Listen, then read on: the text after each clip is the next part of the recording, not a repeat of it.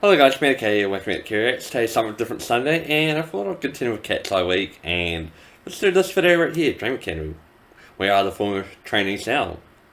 I was going to do another video with this, but this says 2025 update, so hopefully it hits everyone on the show up to 2025 with the updates as well. If not, I guess I have to check out that other video at a later point in time, but hopefully this has all the people on the show. But anyway, so for that, smash the like and subscribe button. Any questions down below. Blinks, it's time to channel the unmistakable energy of Blackpink as they dominate 2025 with their solo projects and highly anticipated group comeback. Cool. From Rosé's statement piece, a must-have for any fan, Blink, to Jen's anthem of confidence and self-empowerment, heaps of fandoms, to Jisoo from the being industry one. with a love so powerful I appeal. don't really care. Blackpink's world bingo. I just want to get into 15 the main the content, Blackpink collection. Visit the link in the because I'm not going to be wearing any with Dream pink Academy attire anytime 2023 soon. over, the Netflix documentary released in 2024 and now in 2025. Have you ever wondered where the former Hype ex-Geffen trainees are now? Yeah. How has one post-show conversation reignited debates about creative direction, competition, and the struggles of independent artistry? Dream Academy presented a different side of idol survival shows, but what truly sets it apart, especially with a second season on the way? Oh, it's got a second Ike season Cristobal coming. presents Where Are the Former Hype ex-Geffen trainees now? Revisited. Disclaimer, So hopefully this it's video all builds on my October 2024 content with key updates and corrections. Whether you've seen the previous update or not, this will cover everything you need to know about what has happened since. So yes, Let's dive into the latest development. I don't really need the English captions, but yeah. But maybe they're helpful for someone. Updates, corrections. May has shown that her participation still worked to her advantage despite not debuting in Dream Academy. In September 2024, a year after the show aired, she was introduced as a member of Incode's first ever group, Say My Name or SMN, a project personally overseen by renowned artist and entrepreneur Kim Jae-jung, who serves as Incode's CSO from casting to training and production. The group officially debuted in October. May's debut wasn't a matter of chance, but a predictable outcome. Yeah. As I've analyzed in my 2024 Dream Academy video, she naturally possesses the qualities of an idol: stage presence, performance charisma, definitely, and polished execution. Now, Secret she holds a like key position as one of the group's main dancers. From Beyond her skills, May's selection aligns with Incode's strategic expansion into Japan, the world's second largest music market. With Kim Jae-jung's established fanbase there and another SMN member already gaining traction in Japan, May's inclusion further strengthens the group's positioning. Unsurprisingly, Say My Name performed at Incode's Incode to Play concert in Japan even before their official debut, solidifying their early foothold. With their second EP released in March 2025, be sure to follow their SNS for updates on their activities throughout the year and beyond. Nayoung was originally set to debut in the temporary vocal-based group formed through Girls on Fire in the second half of 2024, having ranked first. The program had promised its winners 200 million Korean won, or about $138,000, album releases, a national concert tour, and global showcases. However, when we released our first Where Are They Now? Update on the Dream Academy contestants in October, 4 months after Girls on Fire concluded, there was still no official update on the group's status. Yeah. By December, 2 members confirmed that the debut had been cancelled. Kang Yoon-jung, who placed 4th, shared on social media. The debut of the 5 finalists, who were set to debut under a new agency, has been cancelled due to circumstances involving the agency. Young Ire, who placed 5th, echoed the news, stating, "Unfortunately, the Girls on Fire group that we all hoped for is not happening." Despite the initial promises, the agency handling the group was never publicly disclosed, and no official statements were made regarding delays, let alone the official cancellation. It's like, how do you While the exact reasons remain unknown, industry patterns suggest that such matters are often resolved privately due to legal agreements, internal business considerations, or a desire to minimize speculation. This approach, while standard, often leaves both fans and contestants without clear answers, as reflected in the many confused reactions that surfaced online. Some fans viewed the situation differently, as seen in discussions on All K-pop. Regardless of perspective, the outcome left the members to determine their own paths. As for Nayoung, she appears to have enjoyed her vacation in Europe, and whether she chooses to address the situation is entirely up to her. Whenever she's ready to take her next step, I hope she knows there will always be people cheering her on. 'Cause she was really good. Marquise has from been the subject memory. of many rumors about her next steps. She was initially speculated to debut in the Black Label's first girl group, Meow, but that was put to rest when the group debuted without her. Another major theory suggested she had joined YGMM, a YG Entertainment and GMM Thailand joint venture. I broke down this possibility in a previous video, feel free to check it out in the description. Okay.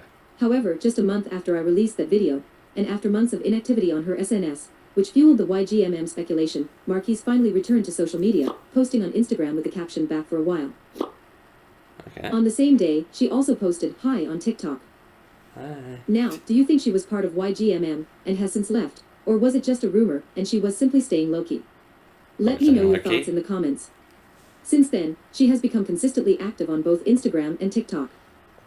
From the looks of her posts, she seems to be enjoying a more regular life, embracing the typical Gen Z experience, engaging with trends and challenges, and just having fun. But beyond that, her content still reflects her passion for almost like performing.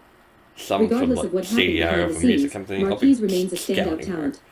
If If I were part of an idol casting team, I'd consider her a huge asset, not just for her skills, Yeah. but also for her undeniable star quality. Yeah, like I'll be That signing being her up said, if she's she also seems to have a promising future in Like, multimedia and doesn't film have a contract production, already. aligning with her interests. Whether she chooses the idol route or something else, I truly wish her the best. A month after the documentary premiered on Netflix, Carly launched a YouTube channel to share her journey as a trainee, detailing how she navigated the emotional challenge of elimination and created a song inspired by that experience. While I personally viewed this as a debut single, Carly clarified on her Instagram that it wasn't an official debut announcement. However, since many of us wanted her to release the full version, she shared it on her YouTube channel as a thank you gift for all the Okay. love and support she received. maybe I need to As go of now, find her. Carly seems to be navigating regular life while also embracing the typical Gen Z social media experience, occasionally posting dance and song covers on her SNS. Again, While Can't Carly's be- experience should be ultimately helped her scouting. realize her true passion, When to she's keep just not creating music interested. and sharing it with the world, there's always a possibility that she will release more in the future. I don't know. I don't know if it's legal for companies to scout idols from like different companies, but I don't know. I feel like I would like if I still like Dream Academy and all these people like failed out. I probably would go after them if they got any good redeeming talent. Like I don't know. Soulless. After Adele's elimination from Dream Academy in Yeah, September she's 2023, killing she shared in an interview on Middle Row with Coco Moco on YouTube that she took time to attend music sessions while also resuming high school and eventually applying for college. She knew she wanted to release something when the Netflix documentary came out in August 2024, but finding her own artistic identity after being trained for a group was a challenge. Unlike in training, where everything was structured and decided for her, stepping out meant figuring things out on her own. She needed to write, experiment, and connect with people in the industry, something that proved difficult at first, as she mentioned that she didn't know anyone in LA. Farmers' holiday deals are on now with 50% off bedding by Kate Reed, Haven and Mondo. Wix gives you the freedom to tell your story. I want to get Was fit it- to my scheduled programming. With the support of her family and encouragement from creatives who praised her writing, she eventually met Liam, with whom she co-wrote Homewrecked in June 2024. This became her debut single in September, and the first chapter, in which she envisions as a storybook-style EP, where each song is a chapter accompanied by interludes that explain the character's journey. Homewrecked serves as the prequel, establishing the story's foundation. She followed it up with Superscar, a song that moves past the darkness of Homewrecked and lays bare the exploitation of talent in the entertainment industry. More than just a critique, it reflects on power, control, and the cost of being seen. And we got Machine Then Girl. came Machine Girl, her third single, which confronts how she was shaped into something manufactured, and now has to navigate both industry pressures and public perception. It's a reckoning with the system that created her, and the audience that now judges her for it. Across these three releases, Adele has built a compelling narrative, one that doesn't just tell a story but critiques the very machine she was once a part of. Rather than conforming, she has used her music to reclaim her voice, offering raw, unfiltered perspectives on fame, power, and identity. If this trajectory it. continues, her future in music won't just be about making songs, it'll be about making statements, bold, unapologetic, and deeply personal. I want to take off the This wrong honesty and people artistic with this boldness have direction, resonated with listeners, fueling a growing appreciation for her music. The response to her music has been overwhelmingly positive. But if she's so She's least grateful bang that, as she while can her do rise what she hasn't been wants. meteoric, which can come with its own challenges, it has been organic. People who discovered her from the show stayed for her artistry. She's also received strong industry interest, but but based on how she's handled things so far, it seems her approach to music remains fiercely independent. In 2024, she described herself as a one-woman show, overseeing everything from songwriting to visuals. With Machine Girl in 2025, she echoed this sentiment. I've been on my female CEO, Girl Power, shot the whole Machine Girl video. And she's not stopping anytime soon. She's teased that there are more songs coming, including a breakup album that she promises will hit hard. Perhaps Dream Academy was never the destination, but merely the introduction to Adele's true journey. Now, as she continues to push creative boundaries on her own terms, it's clear that Adele was never meant to be confined to a structured group. Her star quality thrives in individuality, where she doesn't just contribute to a bigger picture, she creates the picture itself. As a solo artist, she isn't just proving she has presence, she's shaping it on her own terms. Just as she says in her bio, she was born to be solo. Long before Dream Academy, Aaliyah had already been making music, with tracks dating back to 2019. Now, she continues to pursue music while also working as a professional vocalist and songwriter, as noted in her Spotify bio, showing that creativity isn't limited by financial barriers. Staying true to that, she released 2 singles in 2024, Better in October and Influencer in December. This mindset extends beyond just her music. She also continues to create content, maximizing her earnings as a content creator. As she mentioned in the Netflix documentary, the financial support she gets from it helps her pay her family's bills. By late 2024, however, there had been some buzz surrounding Aaliyah, and another former Dream Academy contestant. I'll be diving into that later in the video, so stay tuned. Okay. As of my last update in 2024, Brooklyn had released 6 self-produced tracks. With this new update in the first quarter of 2025, we now know that Pink Rain was also released last year, bringing her total discography to 7. Her consistent passion for creating music suggests she definitely has more drafts in the works. It's only a matter of time before she shares them. In the meantime, she continues to self-promote her music on social media while also performing live shows. So, if you want to stay updated, make sure to check out her SNS right now. Emily returned to her dance crew, The Crew, and signed with Block LA, a top talent agency representing elite dancers and choreographers in film, TV, music videos, and live performances. With an agency of this caliber backing her, it's only a matter of time before she joins major productions. Beyond that, she continues to immerse herself in the professional dance world, competing, attending conventions, assisting in choreographing routines, teaching classes, and training alongside some of the most well-known names in the industry. She's fully embraced the life of a pro dancer. Yeah, I think that's Awa smart. also returned to and continues behalf. with her Japanese dance team, Lala, a group specializing in heels dance. The team has already delivered high-level performances at World of Dance events, starting in Hawaii, followed by Bali and Korea, and is now aiming for Los Angeles in 2025. Okay. As for Celeste, she's still on her Gen Z grind, posting, joining trends, and sharing insights. She recently referenced an experience from the show that wasn't highlighted in the Netflix documentary, and gave audition tips for global K-pop companies. With Dream Academy Season 2 underway and more global groups emerging, her advice might come in handy. That's what happened. Samara is back in her hometown in Brazil, where she is further honing her dance skills through various classes. Alongside this, she's been casually sharing singing challenges on her social media, giving glimpses of her versatility as a performer. Ezreela is now back in Australia, living a normal life while continuing her passion for dance.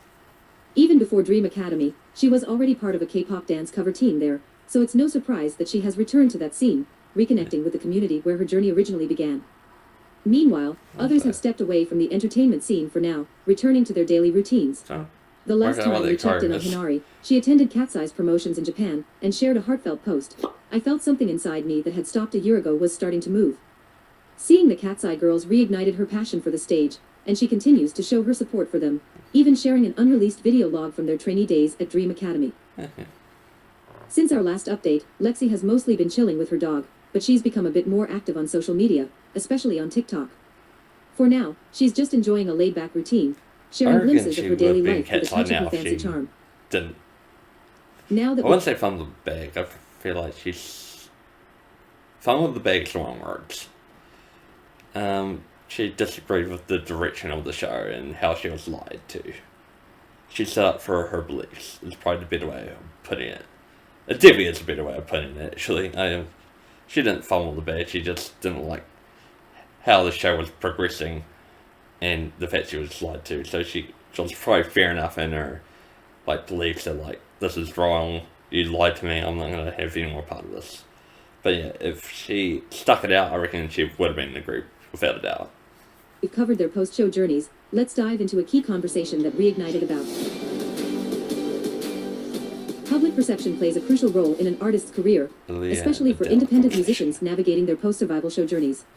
In the case of Aaliyah and Adele, conversations surrounding their music and artistic paths have sparked debates about competition, creative direction, and what it means to establish an artistic longevity in the industry. But how did it all possibly start? Good question. For context, when Adele announced her debut single Home Wrecked, a commenter on Aaliyah's video suggested that she needs to sing it. Aaliyah responded with, "She needs to pre-save my song better first." What seemed like a lighthearted remark quickly gained traction, leading to mixed reactions. Yeah. Some saw it as confident banter, while others found it dismissive. Regardless of intent, the exchange reignited discussions about their artistic journeys, not just in terms of their music and direction, but also the broader challenges independent musicians face after survival shows.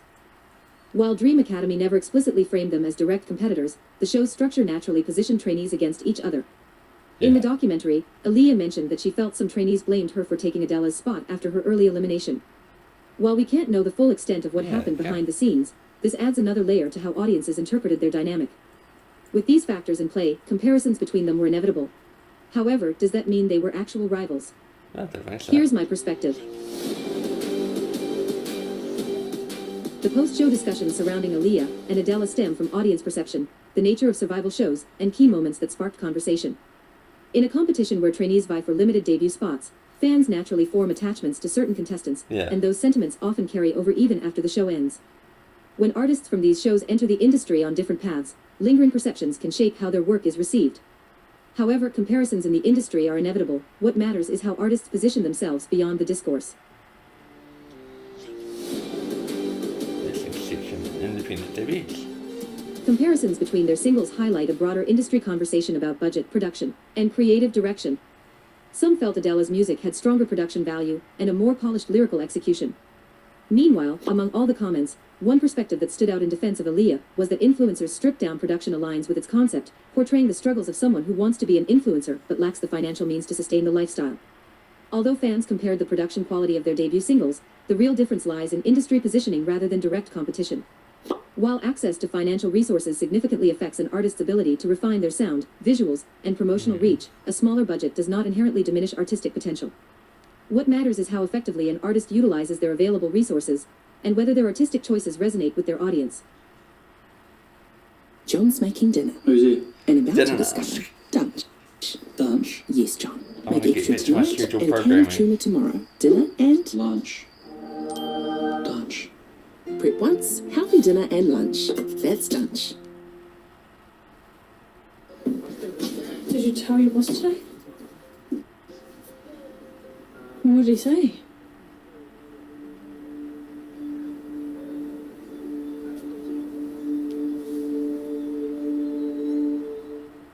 Important message. I'm not saying it's important, but again, For I'm independent gonna musicians, bet too much debut people singles programming. are just the beginning. Growth and adaptability, not immediate perfection, determine longevity. As one commentator stated, constructive criticism is valuable, but expecting an independent debut to match industry-backed productions is unrealistic. Yeah, pretty much.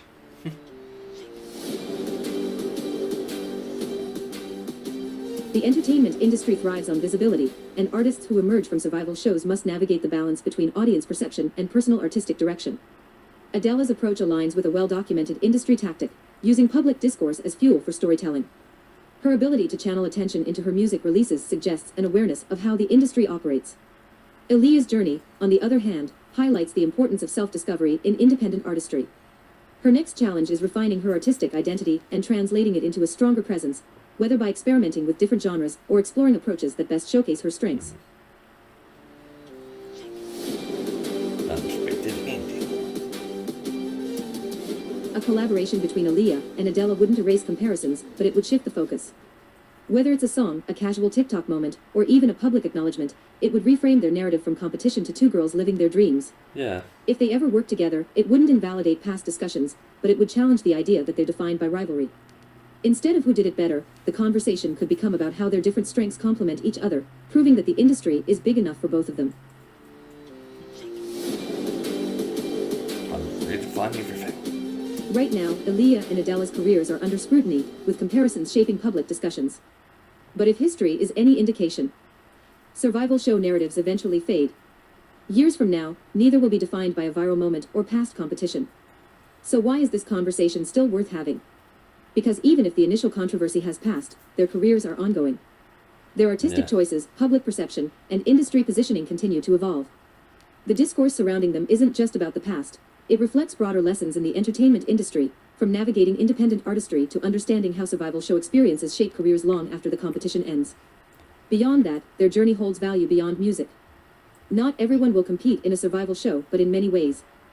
Life itself is about survival, finding ways to adapt, improve, and carve out a space in a competitive world. Whether as an artist or in any career, the real challenge isn't just making an impact once, it's sustaining growth despite the noise. At some point, Aaliyah and Adele will likely look back and laugh at how much weight was given to these debates. Yeah. In the end, the industry is vast, and their biggest competition won't be each other. It will be carving out a space where they can thrive and evolve. Yeah, because like, music industry is pretty huge. By not concealing imperfections, Dream Academy presented a more realistic side of the idol journey, one where emotions, misunderstandings, and personal growth were all on display. More importantly, it allowed audiences to witness, in real time, the impact on those who didn't make the final lineup, something rarely explored in traditional idol survival shows. Their careers serve as a reminder that challenges are temporary, but the lessons they've learned, the skills they've gained, and the relationships they've built will stay with them. With Season 2 introducing a male global group, it won't just be about forming a team. Wow. It will expand the conversation on what it means to be a global idol. As the industry evolves, this project will likely shape new discussions on training systems, cultural influences, and the shifting expectations for idols worldwide. Rather than simply replicating the traditional K-pop model, this new season has the potential to redefine what a global group looks like, both in structure and in how audiences connect with its members from the very beginning. Yeah. Feel free to click the link in the description if you want to audition. Thank you so much for Yeah, watching. I know. Tinchon, didn't it? See you in our next video. We'll end it there. Let's put my keyboard to the side. That's really interesting. I feel like I knew some of this already because, like, some of the members I didn't really know. The one that we met in Australia. Some of the maybe listener ones. I think I knew about Aaliyah's one. And I obviously know Adele, Brooklyn. I think I listened to her as well. Lexus, I just follow her on Instagram and whatnot. Yeah, some I knew about, and there's some I didn't. I knew about Emily because since she works close with Adele, and some of her stuff has popped up on my TikTok and whatnot. Like, but it's good to see that they're all still thriving and still doing well, and like some of them are still following the music path, some of them are still following the dance path. So it's still like good to see that like they're sticking strong to what they know well and what got them to Dream Academy in the first place is their talent. So it's good to see that they're still pursuing it in some way, form or another. Some maybe more than others, but still like being out there, putting themselves out there, still quite cool to see. So yeah, that's all I got for today. I hope you enjoyed it. If you did, smash the like and subscribe button, any questions down below, and I'll see you tomorrow for another reaction. Anyway.